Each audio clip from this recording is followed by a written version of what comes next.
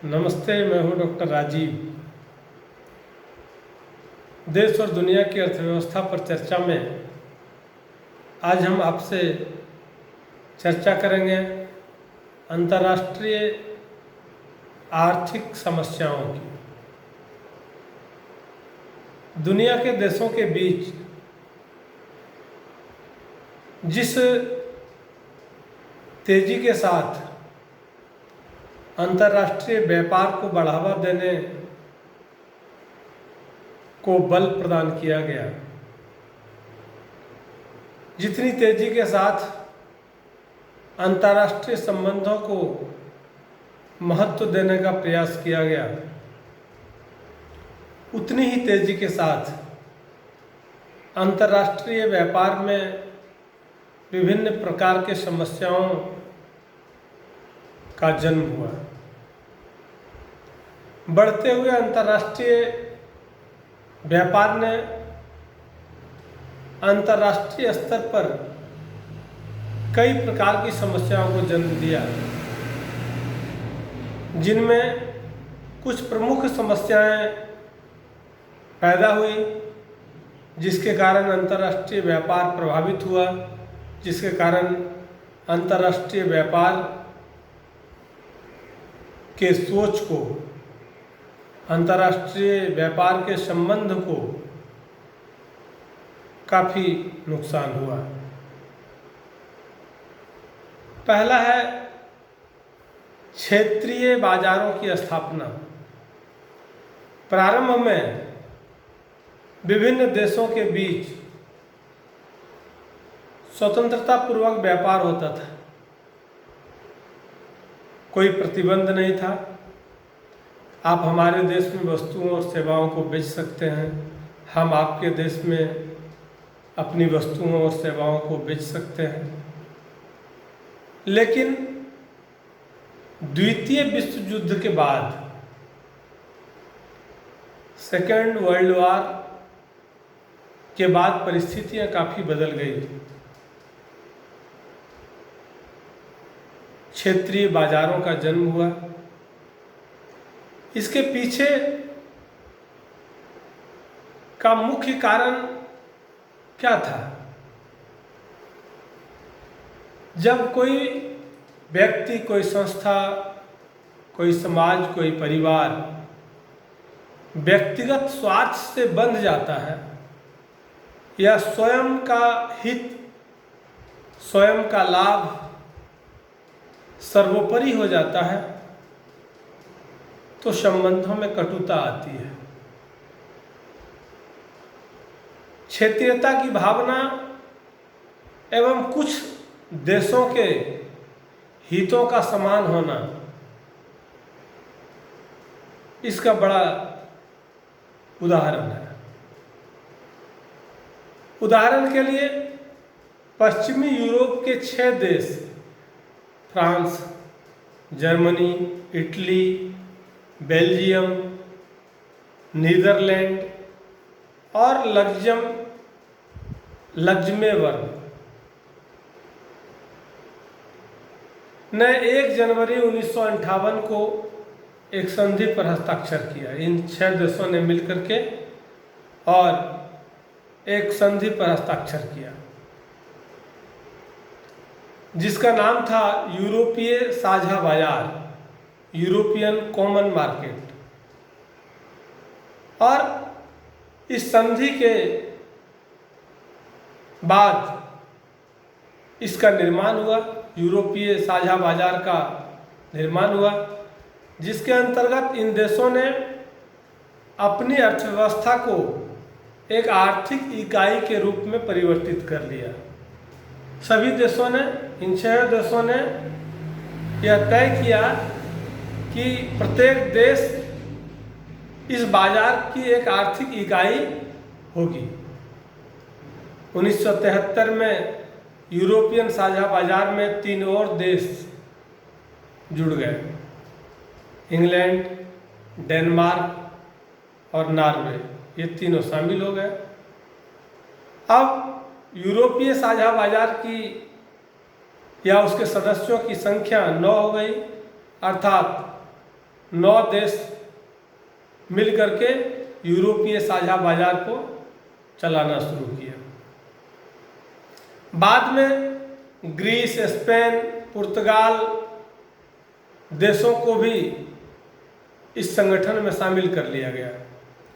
1995 में Australia, Finland, Sweden देशों को भी शामिल होने से इस बाजार के सदस्यों की संख्या बढ़ करके 6 से 9 हुआ, फिर 12 हुआ, फिर 15 हो गया। इसका प्रारंभिक उद्देश्य बढ़ते हुए विशिष्टीकरण और श्रम विभाजन के लाभों को प्राप्त करना था। जिस उद्देश्य के लिए यह संधि बनाई गई थी उसका था कि जो दुनिया के देशों में श्रम विभाजन बढ़ रहा है, विशिष्टीकरण बढ़ रहा है, उससे लाभ प्राप्त करना है। यूरोपीय साझा बाजार को अपने उद्देश्यों में पर्याप्त सफलता मिली, सफल भी हुए। जिस उद्देश्य से इसकी परिकल्पना की गई थी, जिस उद्देश्य से यह संधि किया गया था, जिस उद्देश्य से यूरोपीय साझा बाजार का निर्माण किया गया, उसमें सफलता भी मिली, जिससे प्रभावित होकर अन्य राष्ट्रों ने भी ऐसे ही क्षेत्रीय गुटों का निर्माण किया। फिर यूरोपीय स्वतंत्र व्यापार संघ, यूरोपियन फ्री ट्रेड एसोसिएशन, इफ्टा जिसको हम लोग कहते हैं, उसका निर्माण हुआ, जिसमें यूरोप के वे देश शामिल हुए जो यूरोप साझा बाजार में सम्मिलित नहीं होना चाहते थे। यानी पहले जो यूरोपीय साझा बाजार था उसमें जो शामिल नहीं होना चाहते थे वे यूरोपीय स्वतंत्र व्यापार संघ में शामिल हुए, और इस तरह से क्षेत्रीय गुटों का निर्माण प्रारंभ हुआ। इससे बनने के बाद ब्रिटेन ने पहल की, क्योंकि उसे भय था कि यूरोपीय साझा बाजार के कारण उसके हितों पर प्रतिकूल प्रभाव पड़ेगा। ब्रिटेन को यह महसूस हुआ कि अब हमारे लाभ को प्रभावित कर देगा, हमारे ऊपर इसका प्रतिकूल प्रभाव पड़ेगा। इस संघ के सदस्य 7 थे, जिसमें 7 देश शामिल थे: ब्रिटेन, ऑस्ट्रेलिया, डेनमार्क, नॉर्वे, पुर्तगाल, स्वीडन एवं स्विट्जरलैंड। इसका प्रमुख उद्देश्य सदस्य देशों के लिए तटकरों, सीमा शुल्क जिसको हम लोग कहते हैं, टैरिफ को हटाना था। बाद में उन्होंने ब्रिटेन यूरोपीय साझा बाजार में शामिल हो गया और अपने आर्थिक हितों की वृद्धि के उद्देश्य से दक्षिण पूर्व एशिया के देशों में भी एक साझा बाजार स्थापित करने का योजना बनाया कि दक्षिण पूर्व एशिया में भी एक साझा बाजार शुरू किया जाए जो यूरोपीय साझा बाजार के ही समान होगा। दूसरा था अंतर्राष्ट्रीय मौद्रिक समस्याएं, इंटरनेशनल मॉनेटरी प्रॉब्लम्स। जब दो भिन्न राष्ट्रों में व्यापार होता है या एक देश दूसरे देशों के साथ व्यापार करता है तो विदेशी विनिमय की समस्या पैदा होती है, क्योंकि अलग अलग देशों की मुद्राएं अलग अलग होती है। और वैसे में जब एक देश दूसरे देश के साथ व्यापार करता है तो विनिमय की जो समस्या थी वो सामने आने लगी। इस समस्या को हल करने के लिए 1945 में अंतर्राष्ट्रीय मुद्रा कोष की स्थापना की गई, ताकि हम विनिमय को सरलता से, सहजता से कर सकें। किंतु अभी भी अंतर्राष्ट्रीय स्तर पर कई मौद्रिक समस्याएं बनी हुई थी जिसका हल नहीं हो पा रहा था या हल नहीं किया जा सका। अंतर्राष्ट्रीय मौद्रिक प्रणाली को सुधारने के लिए समय समय पर अंतर्राष्ट्रीय मुद्रा कोष या अंतर्राष्ट्रीय मुद्रा कोष द्वारा जो प्रयत्न किए गए उसके विशेष आहरण का अधिकार, जिसको हम लोग SDR कहते हैं, का प्रयोग हुआ। 1969 में इसको प्रारंभ किया, लेकिन जो अपेक्षा थी, जितनी उम्मीद की जा रही थी इसकी सफलता की, उसके अनुसार वांछित सफलता प्राप्त नहीं हो पाई और उसके कारण आगे चलकर अंतर्राष्ट्रीय तरलता नामक अध्याय में इन मौद्रिक संस्थाओं का विवेचन किया गया। तीसरी समस्या हुई कि अर्धविकसित देशों के आर्थिक विकास की समस्या। अर्धविकसित देशों के सामने आर्थिक विकास की समस्याएं बड़ी होती जा रही थी। आज पिछड़े देशों के सामने सबसे प्रमुख समस्या आर्थिक विकास की समस्या है, और विकसित देशों के संपर्क में अर्धविकसित देशों की विकास की लालसा और अधिक तीव्र बना दिया। जब कोई डेवलप्ड कंट्री अनडेवलप्ड कंट्री के साथ आता है तो अनडेवलप्ड कंट्री के लोग यह देखते हैं कि डेवलप्ड कंट्री किस तरह से तेज़ी से विकास कर रहा है, तो उसके साथ रहते रहते उसी तरह के विकास की अपेक्षाएं बढ़ती चली गई, और यह इतनी तीव्र हो गई कि वह आर्थिक विकास के लिए रुचि भी लेना शुरू कर दिया, क्योंकि विश्व के किसी भी भाग में निर्धनता समृद्धि के लिए खतरा सिद्ध हो सकती है। जो समृद्धशाली देश हैं वह यह नहीं समझते हैं कि निर्धनता की समस्या क्या है, किंतु महत्वपूर्ण प्रश्न यह है कि ये पिछड़े देश किस प्रकार विकसित देशों से पूंजी और तकनीकी सहायता लेकर अपना आर्थिक विकास करेगा। उसके सामने भी चैलेंजेस थे। चैलेंजेस ये थे कि विकसित देशों के साथ हम किस प्रकार से पूंजी लेंगे, किस प्रकार से हम आर्थिक विकास करेंगे। इस तरह की समस्या अर्धविकसित देशों के सामने भी बढ़ती चली जा रही थी, और तकनीकी सहायता लेकर के ही आर्थिक विकास किया जा सकता है। तकनीकी सहायता किससे लेना है? विकसित देशों से लेना है। ऐसे में उसके सामने उधेड़ बुन की स्थिति पैदा हो गई, दुविधा की स्थिति पैदा हो गई कि एक विकसित देश अल्प विकसित या अविकसित देशों के साथ किस तरह से व्यापारिक संबंध को स्थापित करेगा, और विकसित राष्ट्र अपनी राष्ट्रीय आय का 1% भी गरीब देशों की सहायता के लिए प्रयुक्त करे तो काफ़ी हद तक आर्थिक विकास की समस्या का समाधान हो सकता है। अब वैचारिक दृष्टिकोण से उन पहलुओं पर ध्यान दिया जाने लगा जिसमें यह उम्मीद की जाने लगी कि क्या कोई विकसित देश अपने आय का 1% अर्धविकसित देशों के लोगों पर, वहाँ के गरीबों पर, बेरोजगारों पर, या जीविकोपार्जन के लिए जो लोग संघर्ष कर रहे हैं, क्या उनके लिए उसका 1% भी वह खर्च करने के लिए तैयार होगा क्या?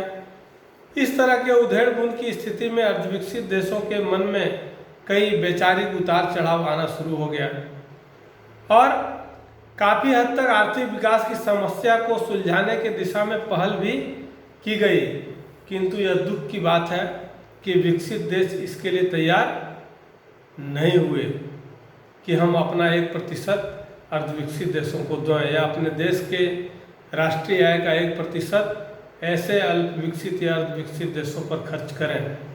विकसित देश तो संयुक्त राष्ट्र द्वारा निर्धारित अपने सकल घरेलू उत्पाद का 0.7% देने को तैयार नहीं हुआ। स्वाभाविक है, कई प्रकार की समस्याएं उन देशों के सामने आ रही थी, और उनको यह महसूस हो रहा था कि हम केवल इन देशों के साथ व्यापारिक संबंध स्थापित करने के चक्कर में अपने देश के राष्ट्रीय आय का या सकल घरेलू उत्पाद से जो प्राप्त मुनाफा है उसको हम उस पर क्यों व्यय करें। ऐसे वैचारिक भटकाव के कारण, ऐसे व्यक्तिगत स्वार्थ के कारण जिन अर्धविकसित देशों को अंतर्राष्ट्रीय मौद्रिक समस्याओं के समाधान के लिए या अर्धविकसित देशों के आर्थिक समस्याओं के समाधान के लिए जिनको साथ किया गया था, वह पूर्ण रूपेण फलीभूत नहीं हो पाया, और उसे यह महसूस हुआ कि इन देशों के साथ व्यापारिक संबंध संभव नहीं है। अर्थात वैचारिक दृष्टिकोण से अंतर्राष्ट्रीय आर्थिक समस्याओं के जन्म के पीछे जो कारण थे, वह कारण यह थे कि विकसित देश अपने लाभ को अर्धविकसित देशों के साथ उसके विकास के लिए या उसको भी विकसित देशों की श्रेणी में लाने के लिए सेक्रीफाइस करने के लिए तैयार नहीं थे, और जिसके कारण व्यक्तिगत या स्वयं के हित को बढ़ावा देने का भाव तेज़ी से दुनिया के देशों के अंदर या ऐसे देशों के अंदर डेवलप हो रहा था जो देश इस तरह के कार्यक्रमों के माध्यम से अंतर्राष्ट्रीय व्यापार और अंतर्राष्ट्रीय स्तर पर क्षेत्रीय देशों को लाने का या उसको तेज़ी से विकसित करने की जो योजना थी वह पूर्ण रूपेण फलीभूत नहीं हो पाई, जिसके कारण अंतर्राष्ट्रीय स्तर पर भी व्यापार में कई प्रकार की समस्याएं आने लगी और उन समस्याओं के कारण योजनाबद्ध तरीके से जिस उद्देश्य की पूर्ति के लिए अंतर्राष्ट्रीय व्यापार नीति या अंतर्राष्ट्रीय व्यापार सिद्धांत की स्थापना की गई वह अक्षरशः सत्य नहीं हो पाई या पूर्ण रूपेण सफल नहीं हो पाई। धन्यवाद।